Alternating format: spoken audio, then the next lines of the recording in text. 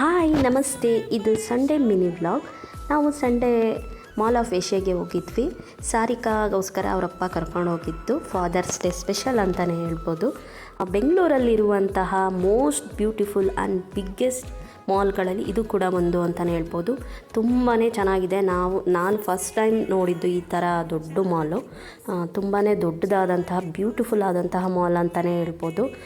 Loyal world ಮತ್ತು ohm centre ಮತ್ತು life style ಈ ರೀತಿ ಬ್ರ್ಯಾಂಡೆಡ್ ಶಾಪ್ಗಳಿದ್ದಾವೆ. ಎಲ್ಲ ತುಂಬಾ ಕಾಸ್ಟ್ಲಿ ಇದೆ. ಅಲ್ಲಿ ತೊಗೊಳಕ್ಕೆ ಹೋದರೆ ಮನಸ್ಸೇ ಬರಲ್ಲ, ಏನು ತೊಗೊಳ್ದೆ ಹೊರಗಡೆ ಬರೋದಕ್ಕೂ ಆಗಲ್ಲ. ನಾವು ಲೈಫ್ ಸ್ಟೈಲಲ್ಲಿ 50% 30% ಆಫರ್ ಇತ್ತು. ನಾನು ಸಾರಿಕಾಗೋಸ್ಕರ ನೋಡಿದೆ ಏನಾದರೂ ಟಾಪ್ಸ್ ಏನಾದ್ರು ತೊಗೊಳ್ಳೋಣ ಅಂತ.